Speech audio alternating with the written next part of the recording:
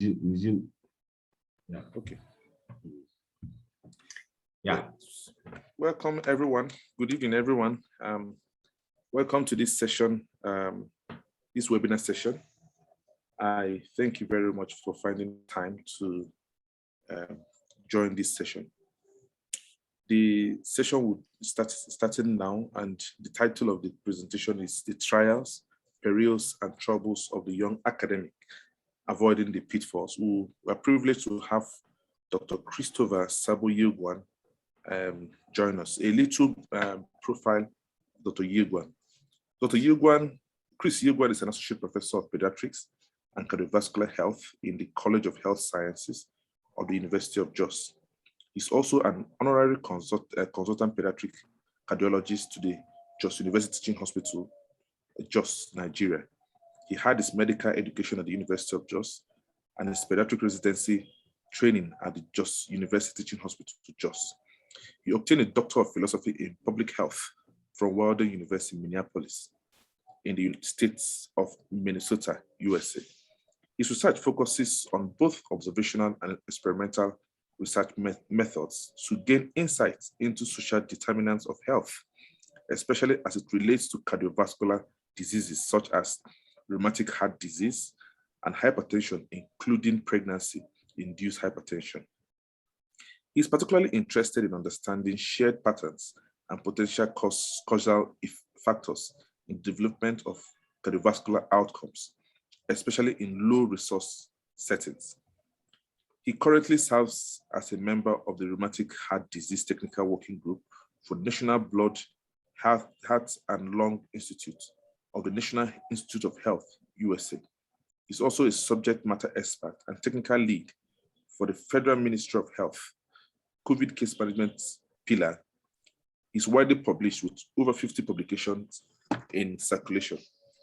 We can't have a better person talk about the pitfalls that he has had, especially sharing his own experiences, having climbed the ladder as an associate professor. So with this, I want to welcome Dr. Chris Sabo Yilgwan to take over the stage and present. Dr. Chris.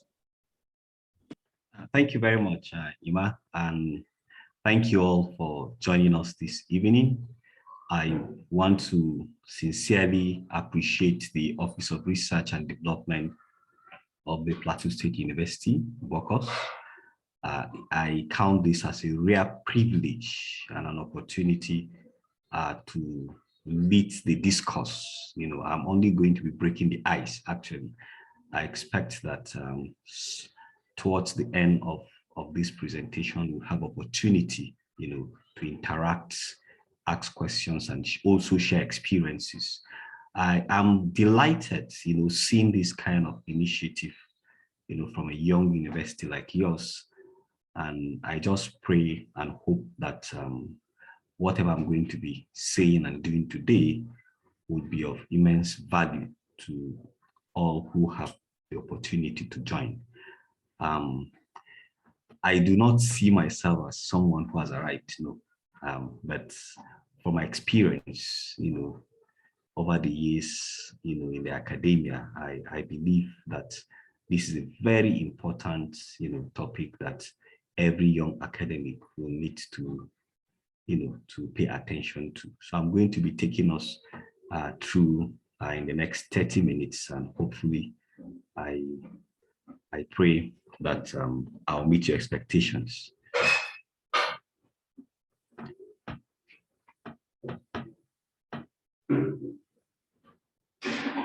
So, first of all, I want to state that the academia, you know, is completely different from the civil service, even though a lot of us seem to be serving within a public university, and sometimes we tend to confuse, you know, the academia with the ownership, you know, of the institution. The academia, you know, is usually performance-based. In other words, you cannot in any way make progress without any form of effort. And then the academia is a highly competitive environment. It's one environment whereby the weak and the faint-hearted may not be able to survive, because of the competition within the environment. And then for one to excel within the academia, one needs a cooperative and a collaborative work ethics. It is not, even though it's highly competitive, it's not an environment that you succeed by being a lone ranger. I know a lot of us are used to working alone. The methods, of teaching and the methods, of assessment that we've learned, from primary school through secondary school, and even sometimes, undergraduate training, tends to focus, on trying to isolate the best, and then project the best forward.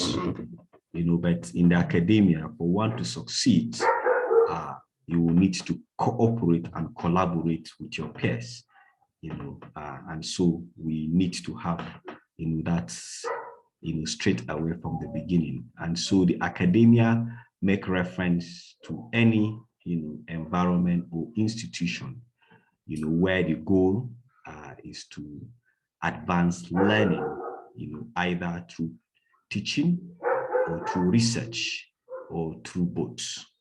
And so you find places like the university or research institutions chiefly being the environment through which academic activities take place. Now, having said that, I would want to attempt, to point out who a young academic is. Now, a young academic is someone who is starting a career in academics. He or she may be an early career researcher. He or she may also be a junior faculty in a university. The definition of a junior faculty actually depends in the environment.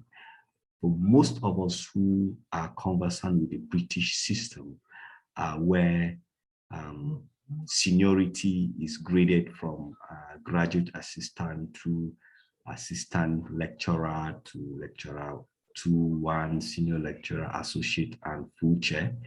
A junior faculty is anyone below the rank of a senior lecturer. However, the American system, which some of us had contact with, is slightly different. Anybody who doesn't carry the title of a professor, is considered a junior faculty. So in a nutshell, a junior faculty is one who is still trying to climb the ladder, is one who is still, struggling to get their own footing within the university. Lastly, a young academic could also be referred to as an inexperienced researcher or lecturer in an academic institution. So you realize that this, young academic is one who is still green and who is still, grappling with the system and is trying to find his or her footing or direction within the system. Now, usually, young academics face a lot of problems, but one of the biggest problems they face is fear, and fear of the future. And we know that fear can paralyze, even though fear is a good, feeling because it pushes one to act. But when fear paralyzes, it creates problems, okay? And this fear is usually born out of the many and myriad of problems, around the system. For instance, young academics have this pressure, to publish, because as they come in, they hear this critique, oh, publish or you perish. They see assessment around what you have published, or what grants you've attracted, or what, research works you're involved with. So they get pressured to publish. And sometimes the pressure to publish could be so overwhelming that it could paralyze, and probably for those who are faint-hearted, make them drop, from being an academic. Closely related to that is the scarcity of research funds. While there's a pressure to publish, pressure to research, and pressure, to make progress as an academic, the research funds are not there, even in the best of situations in the Western countries. You find that over the years, the funding available, for researchers is dwindling, and that may not be unconnected with the way the economy, has been, regressing, globally. Coming back home here in Nigeria, there's actually very little, research funds available, and so, the opportunity to fund what you're doing and to fund something tangible, something that can, be well accepted and received globally, is a problem. And coupled to that is the low wages, that academics get paid, and which is lowest even at the lower rung for young academics. So you can imagine someone who is pressured to publish, has low wages, there's scarcity of funds. So where would the person get the money? The fear increases, fear may paralyze, some may even, develop mental breakdown and all that. And then there's stiff competitions for the few, scarce resources available. There's even competition for space. Sometimes promotion is based on the availability, of space, and then there are competing demands. There's demands from family, demand from peers, demands from community, demands from children, demands from spouse, demands left, right, and center.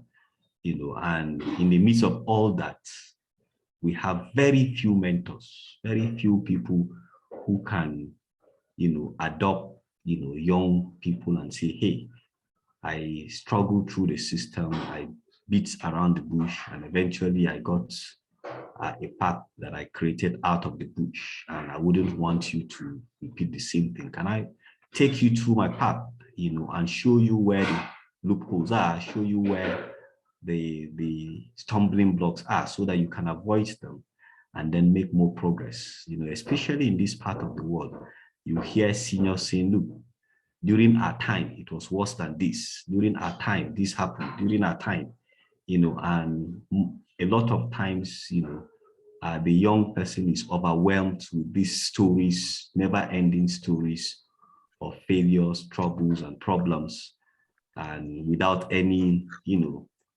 tangible efforts at trying to help, he or she, navigate the system, and be able to avoid, those pitfalls. And then, in the midst of all this, because of all these pressures and all that, the young academic, may, like I said, have an interrupted or a retarded progress, because he or she becomes overwhelmed and may even have a mental breakdown. But sometimes, even in the midst of all those things, most young academics seem to be isolated. They live in their own silos. They work in their own silos. They circulate locally. You find people are only fraternizing with people in their departments or people within their small units. You hardly even see them circulate within the larger university, where they live. Come these days, research, and knowledge is beginning to go transdisciplinary, and there are little or no boundaries now between disciplines. And one thing you see or get from one discipline can easily be translated, adapted, or adopted into your discipline. But because, of lack of guidance, lack of mentorship and all that, many young academics make the mistake of circulating locally. They hardly even interact with people outside the university. They hardly interact, with people outside their disciplines. And so they tend to have what we call a silo approach, to life. And then, to compound these problems, a lot of the young academics depend on their degrees, especially what they got as undergraduates or even their masters or even the PhD. They look at life, around those degrees, thinking that all they need is within the confines of what they were taught around those disciplines. Again, I said knowledge is dynamic and things will have changed, things will have evolved, and so for most parts, because of that dependence on those degrees, they tend to make little or no progress. And then especially in this part of the world, many young academics work towards promotion. We see that, three yearly, what do they call it? 3 yearly routine, of bringing your number of publications, photocopying, your articles, sitting in the department and all that. So all we do, is working towards that promotion. So whatever, you can lay your hands on to just publish, and wherever you can publish, you just publish so that you move. You've forgotten, that the academia is an environment for, generating knowledge and for sustaining knowledge, and so whatever research one, is going to be involved with, should be a research that shoots in some way, create new knowledge. So the young academic, because of, publish or perish, they need to grow so that he or she too can be a senior or get that opportunity of leading in the department, works towards promotion. Now, so with all this, what do we do, in an attempt to avoid the pitfalls?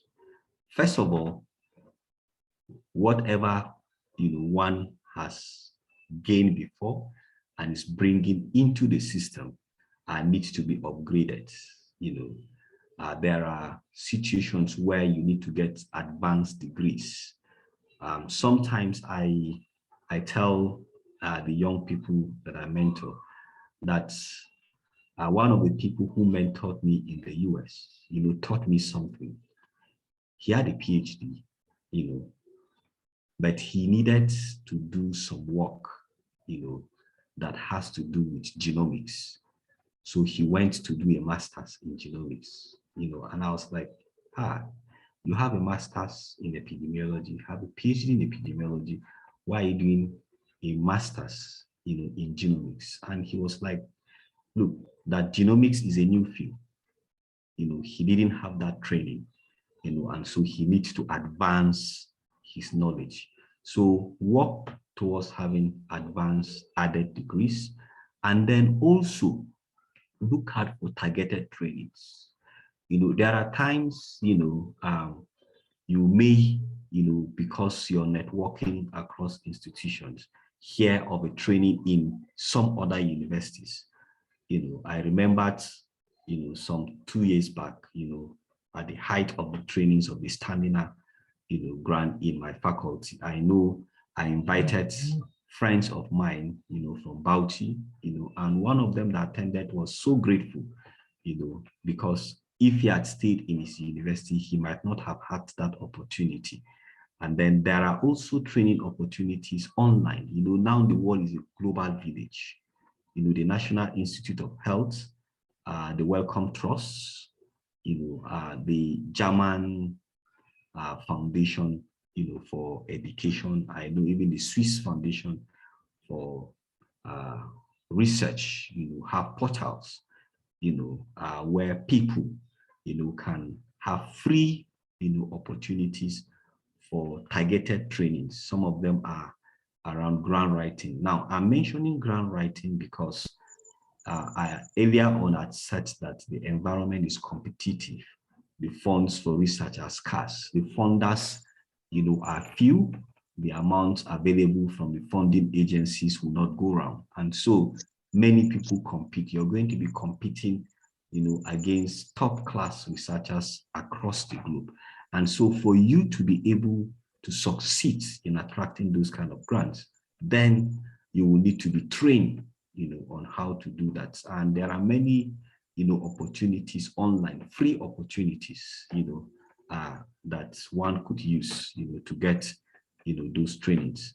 And the NIH portal is one. NIH is National Institute of Health. Even though a lot of the training may have the health, and the social approach to health, focus. I tell people that research is research.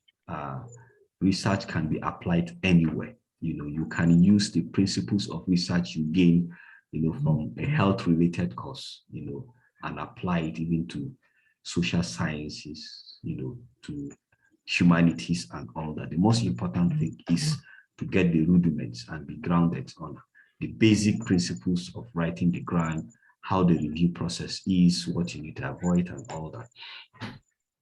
Again, there are many travel grants. Travel grants could afford you the opportunity to go to another lab or another university, or to attend a conference or a teaching seminar, where you would have the opportunity of, being taught or being mentored or being helped, by somebody outside of your traditional comfort zone. And a lot of those, travel grants are online. The German government gives a lot of that. So if you go to the German Foundation of Education, especially for the humanities, you find those, the NIH for those of us in science and health-based, courses can get, a lot, of those, and they come in cycles. So they help you, to, fine-tune your skills. I remember in 2016, I got that kind of, grant where I attended a 10-day teaching seminar in Grenada, that taught epidemiology. And interestingly, it was at that 10-day teaching seminar that I met two people, two key people who are like some of the top people in the area of cardiovascular health research, and who now offered the opportunity to mentor me and then open up other avenues for training, collaborations, and all that. You can see I'm in Nigeria, they're in the US, but they were able to help, on, my skills and then guide me, along those paths. Imagine I'd stayed in Jos, without obtaining those. And travel grants are usually, they're grants, free, so to say, so long as you're going to use them, for those opportunities. So pursue self-development, look for opportunities. Don't wait for the department or the faculty or the university, especially in Nigeria, where we don't have the culture, of organized, programs of, developing, academics, especially young academics. Go out, look for them. If you find somebody around you or around your university who has a skill that you don't have, follow the person, submit and learn. Recently, I met someone, biostatistician, who has the skills for R statistics, and I've been wanting to learn that, and we got talking, and right now I'm learning R under him. Imagine I was looking for opportunities to go somewhere, but I had somebody within my institution who had that. So ask questions, look for people even within your department or within your university who have certain skills that you may need, and then, develop those skills. The next, thing I would want to mention is for you to seek for opportunities. Again, training opportunities. I know the third form is heavily politicized within the universities, and sometimes if you don't belong to a certain camp, you may not get it, but again, there are many training opportunities, online.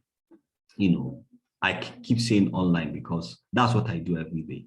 When I sit down and I think of an idea, I just Google search it, apart from, of course, the usual sites, that are discipline specific, for me. So training opportunities, learning opportunities, postdoc, opportunities, go to LinkedIn, have a LinkedIn profile. I'm going to talk about that.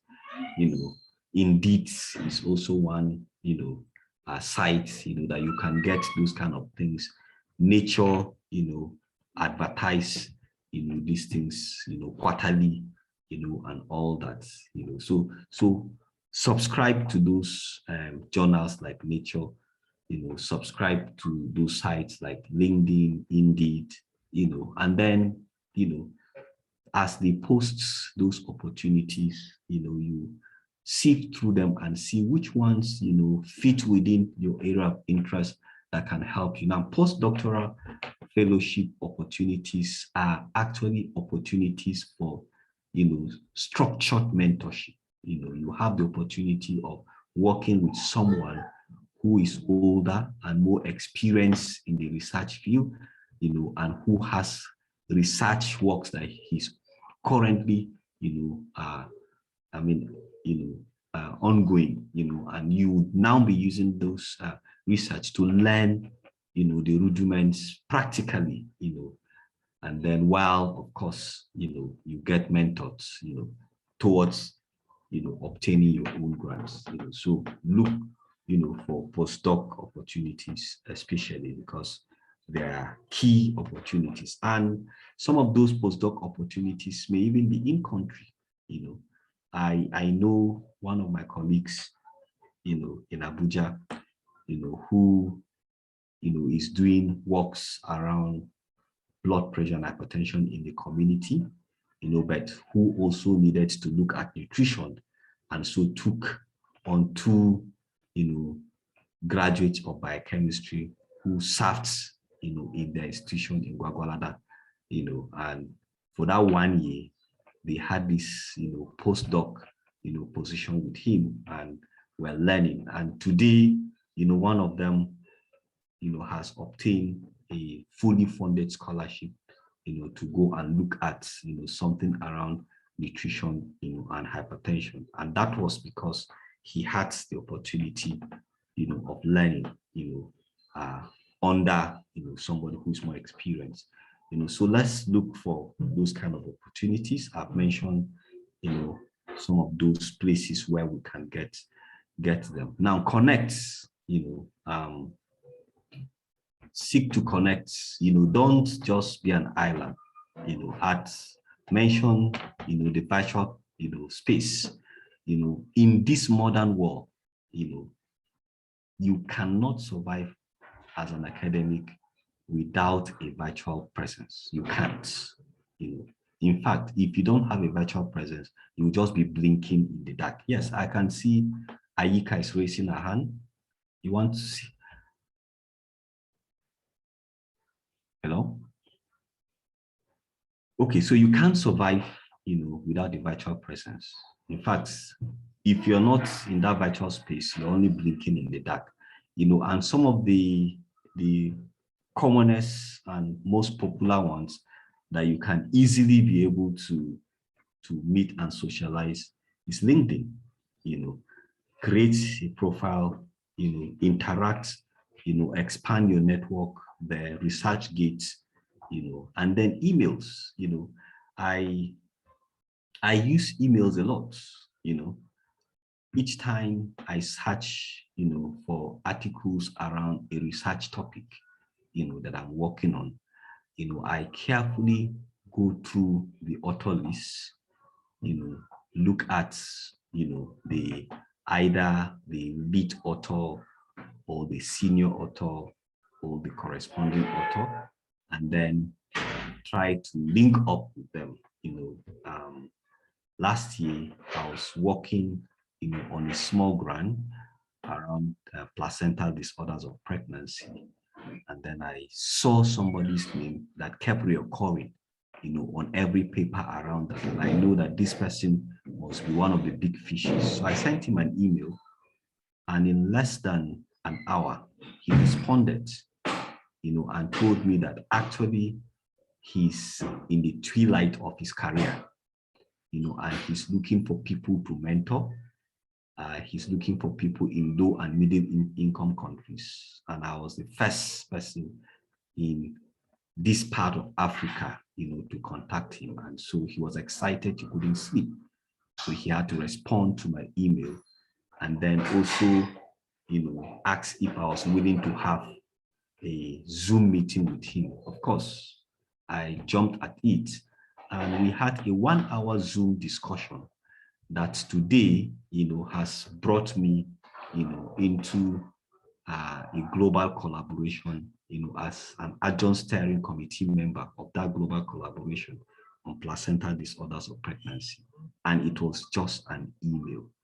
Okay, so when you're reviewing journals, when you're, working on a particular research topic and idea, pay attention to those names that keep recurring. They are usually the big names, the big fishes, and usually, when you even send a grant for review, those are the ones that they would call, to review your grants. And if already you have some, network with them, that eases many things.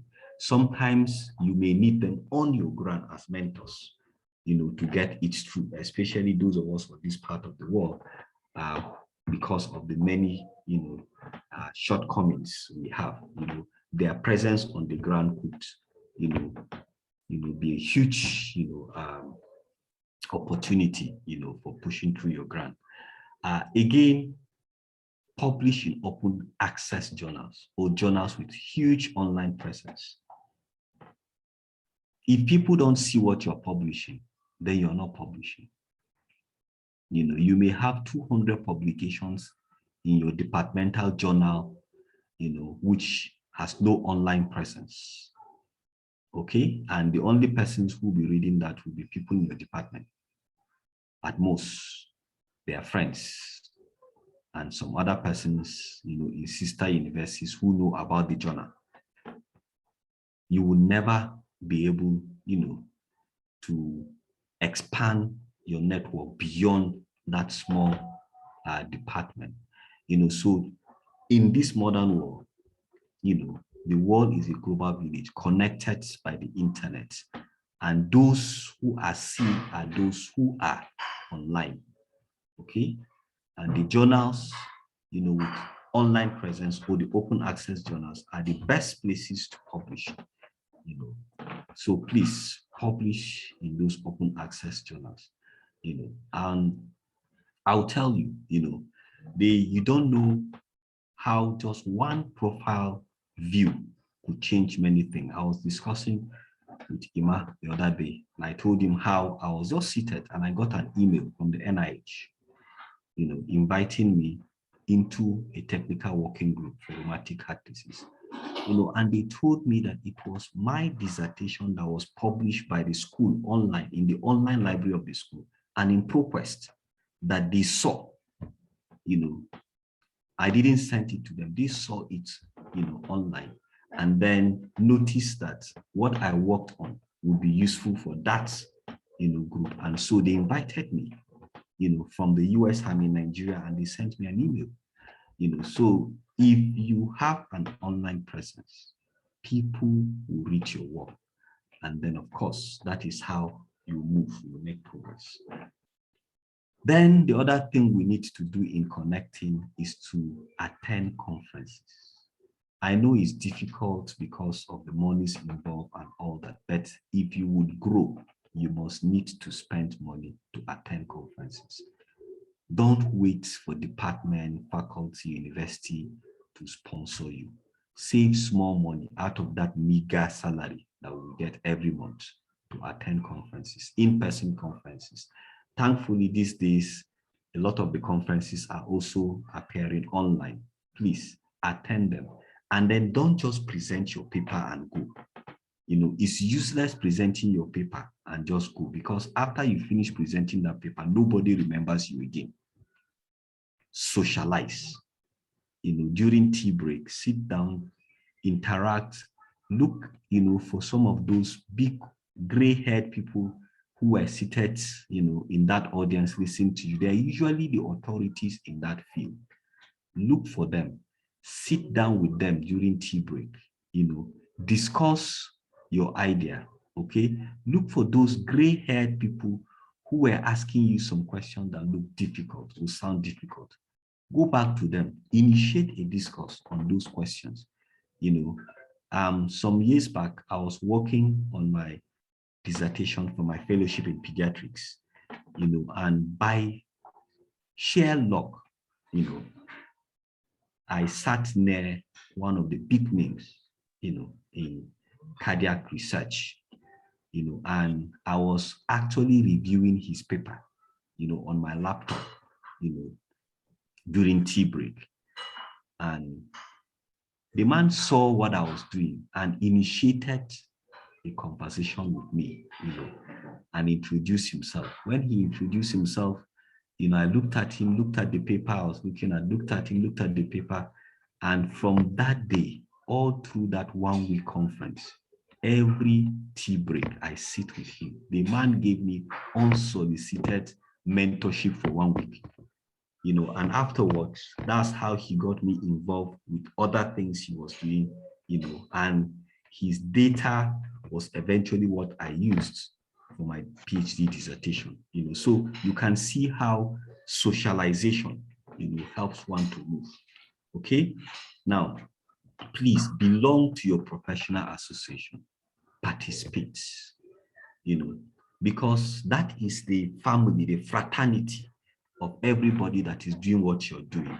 That is where you can easily get mentors, to mentor you. That is where you can easily express yourself, make all the mistakes and grow.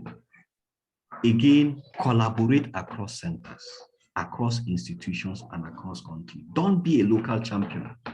There is no medal for a local champion, that you are known, only in your locality. It doesn't make sense. Collaborate. Don't be afraid to be just that one name amongst those 30 names on that paper. Don't. In fact, one of my biggest collaboration was in the global burden of disease. I was telling somebody, how we got a paper published in Nature Science. Nature Science is one of the top most journals, in science, and we were like 200, I was just one of those 200 names, but we were 200 people across the world, who looked at, over 3 million deaths in children. By the time you share us across the country of the world, we're not more than 3 in Nigeria, but, with that kind of collaboration and paper, each time anybody picks those paper, or each time anybody Googles those paper, my name too would come up, and each time you're looking for people, who would collaborate on an area like that, my name too would come up and I'll be contacted. So don't be a local champion, don't because of the need to fulfill the first author criteria that is prevalent in Nigerian universities, be the only one publishing, or you go and carry your friend or somebody that you're better than, to form a paper so as just to publish for promotion. No, please collaborate. It is from collaboration that you can get opportunities for training, you can get opportunities to do world-class research, you can get opportunities to advance, yourself. Remember, you're an academic. You're not a local champion. You are looking at a situation where tomorrow, people in another place, when you go to Germany, and they mention your name, they will say, yes, somebody will say, yes, I've read your paper. I attended a conference, and when I finished presenting the paper, somebody met me and said that he actually was trying to access a paper I published, and thankfully he's meeting me at the conference, that can I please help him with it? Meaning he has seen what I have published. So please collaborate, have a virtual, presence. Now, for all these things to happen, you need mentorship. Like I mentioned earlier on, nobody gets to where, I'm pointing to by mistake. Nobody. Everybody that you see today who has made a mark must have been mentored. Nobody gets there by mistake. Somebody must have held the person's hand and led him through the bush, out of the bush to the path of glory. Okay, so seek mentorship. And in seeking mentorship, have an open mind. We have this penchant for, stereotyping some people. I'll give an instance. One of the persons that first trained me and introduced me into cardiovascular research, Professor Bode Thomas, many people avoid her because they feel she's very firm and hard, But when I got close, I realized that actually she wasn't a bad person or a hard person. She was just a thorough person who likes being thorough and who has a work ethics of being thorough, and so I submitted, and she took her time, to teach me how to be thorough, how to have a good work ethic, and how to persevere in research. So have an open mind. Some of the persons you are trying to avoid might actually be the persons that could help you, okay? And then have a plan. We call it a personal development plan, not the PDP party, a personal development plan. Have your own plan that is personalized. Nobody would write a plan for you. You know where you're going. You know where you're heading to. So you must have a plan, okay? The mentor can help guide you on how to arrive at the destination. The mentor can help guide you, on how, to improve on the plan. But the mentor cannot give you a plan. Have your own plan. And then learn to drive the process yourself. Don't wait for the mentor to drive the process. You must drive the process. You must be the one, to initiate the contact. You must be the one to initiate those one-on-one reviews. You must be the one, to keep evaluating and coming, for those opportunities to grow. So drive the process. Finally, if you don't put what you're learning to practice, you will never learn it. If you are afraid of failure, you will never succeed. People who succeed are people who dare to venture out. So respond to calls by writing and submitting for grants. Sometimes all you need is in comments of the reviewers. The comments of the reviewers can help guide you. They can help, mentor you. They can help, you show up your weaknesses. They can help, you sharpen the rough edges, okay? They can help you prepare for tomorrow, okay? So please write, submit manuscripts. Don't choose journals that don't review, or journals that would only publish as you submit, or journals where the editor, or journals within your department. No, target some of those top end journals. One of my first papers, when I joined the university, I wrote it and sent it to our best journal in pediatrics. My friends were laughing when I submitted it. They said, that these people will reject it. I said, well, if they reject it, they will review it first before rejecting. And the reviewer will give me their comments. And that's what happened.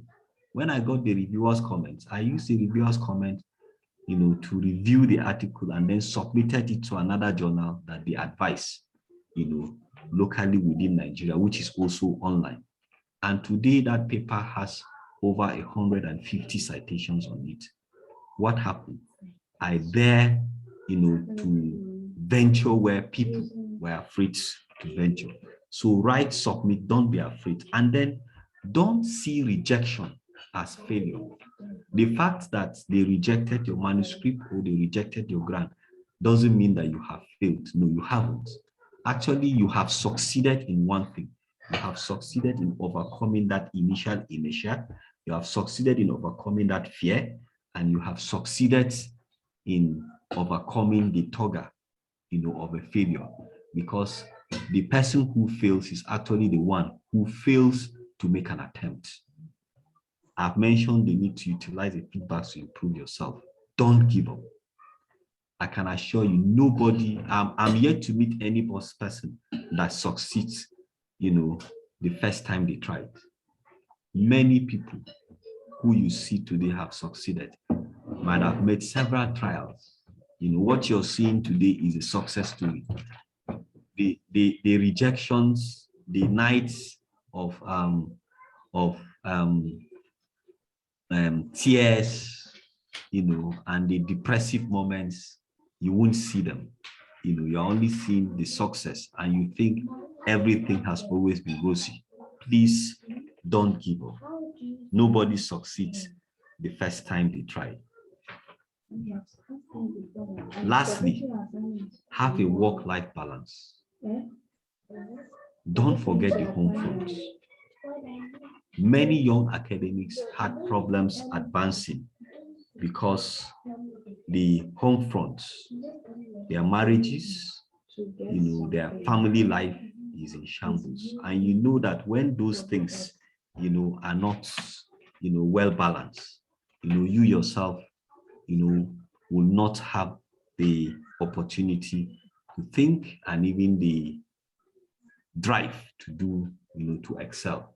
So don't forget the home front, okay? Try to create a balance.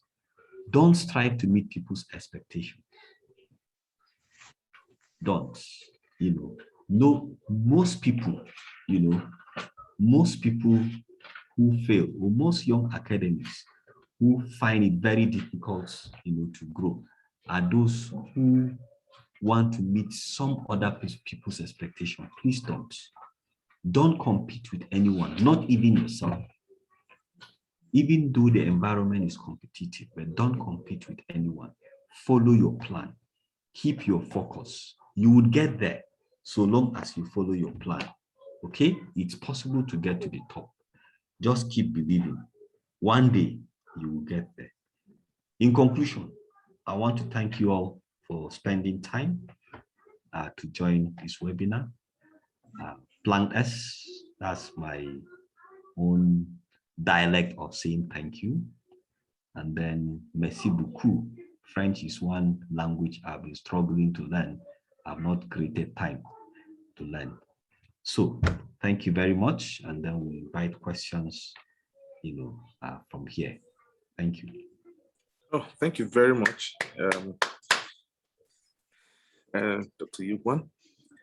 And I hope all of us thoroughly enjoyed ourselves. I did enjoy the time and lecture. So we'll give space for, because of our time, for two questions. I don't know if anybody has questions. Please just indicate by raising up your hand, and you'll be unmuted, and you can ask your question. Are there questions? Are there questions? Just indicate by raising up your hand, or unmute yourself. Unmute yourself and ask your question.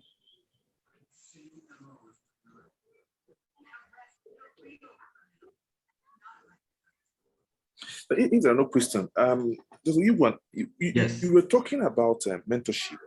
Yes. And you came to my, came to my mind is the fact that how can mentorship be properly structured? Should it be a structured mentorship thing, or should it be a casual thing? Should it be such that the younger person meets the elder, the most senior person, please, I want you to mentor me, or what do you advise for a young university like Plateau State University? Should there be a structured program or such? So what do you really advise? Because I think that's a strong point that you mentioned there. Thank you. Okay, thank you very much. First of all, there are no hard and fast rules. Nothing is cast in stone. I think what I would advise is that the environment study itself and then evolve. Now, usually where you have structured mentorship program, things work better. What it means is that you must have somebody who is willing to drive the process. Unfortunately for us in these parts of the world, most times the heads of departments have other competing demands. So they hardly have time to drive this kind of process. And then the other senior people in the departments or in the faculties, see the responsibility of leadership as that's solely of the head of department. So, and that's why I said it shouldn't be, something that is cast in stone, okay? So we can have a structured mentorship program where we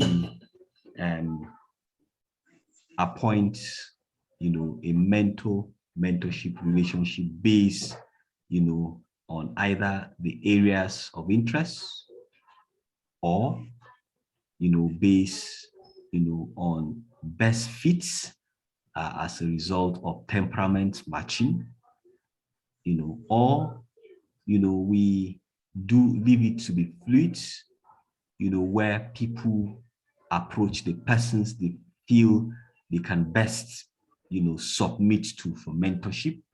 But the problem with that kind of situation is that one person may end up getting all the people, while some people may not get anybody to mentor, because as human beings, we all want our own selfish interests. So we want to succeed. So we look at the one who we know will give us time. So for me, for a young university like PLASU, it will be good to have a structured program, but you need to get people who will drive the process. Okay. In my department, in the Department of Pediatrics, University of Jos, we have a structured mentorship program where residents are attached to specific consultants who are also lecturers in the university, and they're asked to be mentored. But in my own mentorship cohort, I also have people who are assigned to some other persons who left them and joined my own cohort. You understand? So for a place like PLASU, we can start by having a structured program, but we must identify people who will drive the process in the department. Now, lastly, mentorship can be categorized, okay? Because it's not always the case that your mentor would have the same research interest with you. It's not always the case, especially where the need is more about the need to guide, rather than the need to give competence, in that area. So I don't know if I've answered your question, but for a university that is growing, it will be good to have structured, program, mentorship program, with a mentorship coordinator and different people who are going to drive the process, and also with a program in place that monitors and ensures that people are doing what they should be doing, with bi-directional feedbacks, and a monitoring and evaluating team in place that tends to do that, okay? But even in the best of places like the US, where this is practiced, people are still allowed to seek, mentors outside of that structured arrangement that they think would be best, for them. Thank you very much.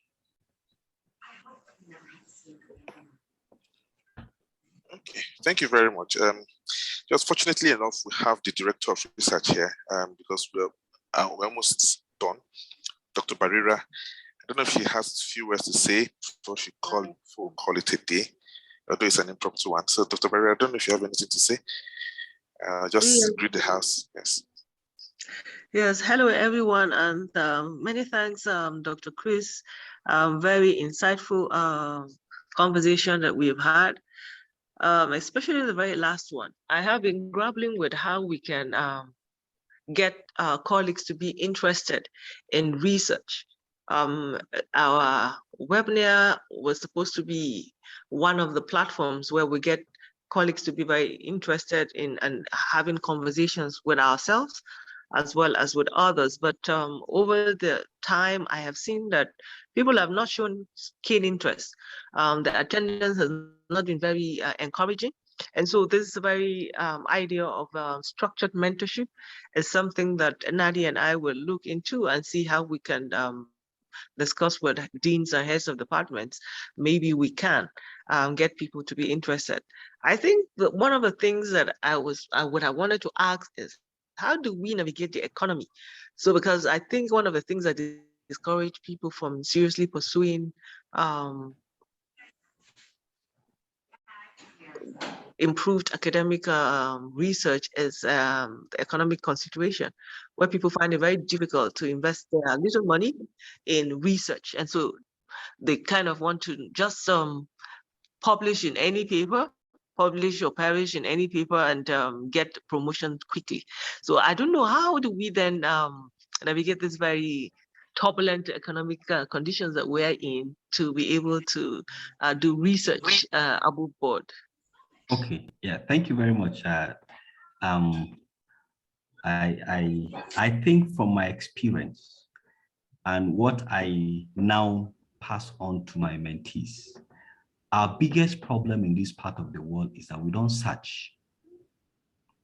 There are so many journals, top-end journals, who don't charge article processing fee for people from low and medium income countries. There are top-end journals who would waive off, the article processing fee for you if you make an application. In fact, I know, that BMJ, I'm medically inclined, British Medical Journal, would actually not consider the matter, of article processing fee until after they've accepted your article. And I know there are journals like that in the social sciences. I've linked my friends in Unijust here to some of them, in psychology, for instance, in management, to some of those kind of journals, and even in the humanities, who are only interested in the quality of the work.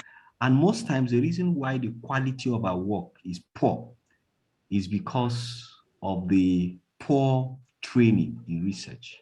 And that was why you notice I mentioned the need to take a course in grant writing, to take a course in research methods, to look at what others out there are doing, and also to collaborate, across, the globe. When you collaborate with those people out there, you find out that they usually would not, have any research endeavor without a statistician.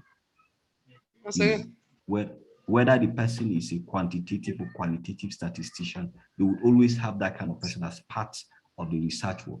And that kind of person, would be the one involved with the analysis, of the data. And so you have a robust statistics. So robust methodology, robust statistics, you can publish this paper anywhere. So our problem, is in the fact that we don't search. But I agree with you that the matter of money, and economy is key, but let's search. There are opportunities online, that we can utilize. Not all journals look for money. Not all of them ask for money. Thank you very much. Okay. Okay. Thank you, everyone. Okay, thank you so I much. think I because of our appreciate time, everyone who made our time to come and have participate in this webinar. We appreciate and looking forward to further conversations with you, Dr. Chris. Thank you, everyone. Have a good night and a good day wherever you are. Thank you very much. yes. Good night. Thank you. All right, good night. Sorry, I'm now dark. My light is going off. Thank you Thank you, sir. And thanks Thank for you the so much. We opportunity. appreciate it. Thanks. Yeah. Thank you so much. Thank you. Thank you, Prof. Thanks, Helen. So I'll All put your right, name down as one Thank of you, the Helen Prof. Palms. All right, Thanks. I will. I'll contact you, Prof. All right. Yes, thank you, and rest well. All right. Thanks. So Teflon, at least I can see your face now. That's why you were not seeing this back. Yes, now I was going to ask my friend, where has he hidden you? I just sat down. Okay, as per here, call him and ask him where is he. Do you know where he is? Do you know where your friend is? The last time I saw you, he was looking jandish. Yay, Toinaru engendered people. Dala, how are my children, Jari? They are fine. Everyone is fine. So well done. All right, thank you. It's my love All to right. them all. Bye, everyone. Bye. Bye, everyone. Thanks. Bye, Helen.